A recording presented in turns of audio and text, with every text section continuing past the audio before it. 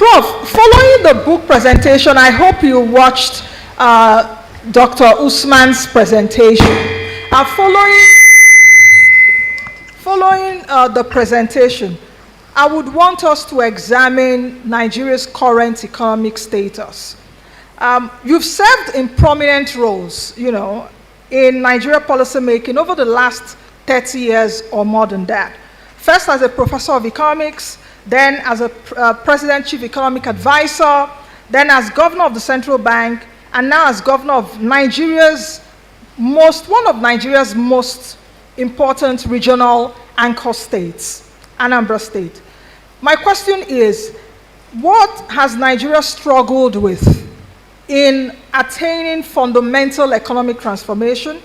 How have these structural transformation challenges evolved over time? And how have your perspectives on these challenges changed as you have held different positions? Now you're a politician.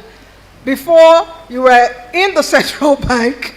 You were a professor of economics. So have your perspectives also changed? Are you going to be talking to us as a politician now? So very quickly, Prof, and perhaps 2.5 minutes if you can, answer those questions. Well, thank you very much. I deeply appreciate it. Let me, first of all, apologize for my inability to join you all physically. I had some other engagements prior to this. And second, to come Zainab for this excellent book. I tried early hours of this morning to peruse through chapter 1, and I have listened to the presentation.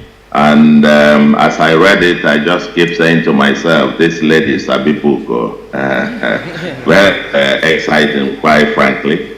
And I recommend it to everyone. I'm looking forward to reading it, the entire thing. Quite frankly, as I peruse through that and listen to the presentation now, and myself, as this was going on, I just pulled from my shelf 3 or 4 of my previous books. I mean, about 15 books I have. One of them is actually the political economy of economic growth in Africa. It's about 2 volumes. I did it with, it was a global project that we did. The other is Economic Policy Choices for a Prosperous Nigeria. Of course, the first was published by Cambridge, Mass. It's 2 volumes, fat like that. This is for Nigeria, particularly published, almost addressing the kind of similar issues as here. And the third, because several of these have authors, I saw my co-authors referenced in the book by Zainab. One, the other is the politics of trade and industrial policy in Africa. And of course, our continent, our future, and so on and so forth. Going through this, writing about this, reflecting on this, not only in Nigeria, but around Africa and around the world, and coming also from Washington there, from even the sister institution, the Brookings, where Zainab is next door neighbor. I couldn't, quite frankly, agree more with Zainab, with the fundamental thesis about the challenge of economic diversification rooted in policy choices made within a country's political and institutional configurations. And I think that's quite spot on. And for me, as you said, going through these 30-something years of being active participant in both the intellectual and policy-making arena, and now myself to continue to be part of the solution. And listening to this as well, each time I attend this kind of conference, I must tell you, on the one hand, I am participating in this one. I'm very happy that the conversation goes on.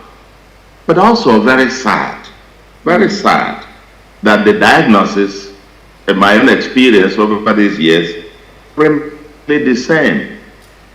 In terms of the conclusions, that the challenge of rapid and sustainable prosperity. How do the challenge of rapid and sustainable prosperity, whether it's diversification, security, environment, human capital, political economy, and so on and so forth. And one message comes is that, for me, there is no single story. Across the states, within the country, episodes of triumph and decline, episodic surge and decline. Depending, and my thesis is that these episodes of surge and decline depends on the leadership at any point in time, the stock and content of human capital in the government, and then where the government gravitates in a spectrum of between what I call the two T's, transactional leadership, transformational leadership. Over the decades, you will find our leadership and performance and reforms gravitating between these two spectrums, one extremes of the extremes. Depending on where we are, we have either up or we go down, so to speak. But at the fundamental level, therefore, my point is that first point I leave with you is that I think we should begin to mainstream case studies. Let's study those periods when we did it well. And I saw copious references to a time I can recognize, and my brother Malam Erufai was also in government. Copious references to the reforms we did there, banking system, telecom, and so on and so forth. And the economy grew on average of 7% year in, year out over the entire spectrum. Why did it happen? Even that time also, we managed, despite rises in oil prices, to break what can be considered a world record of maintaining an undervalued, really effective exchange rate. That is the opposite of what you find the Dutch disease syndrome would predict to happen. And we grew reserves and so on and so forth. So we need case studies of when it worked to understand why and how it worked, the kind of leadership, the kind of team, and the kind of orientation that made it work in spite of all the Nigerian and all the other things that we say. Let us celebrate more of what works, and then be able to, call out the ones that don't work and when and how they don't work. So that's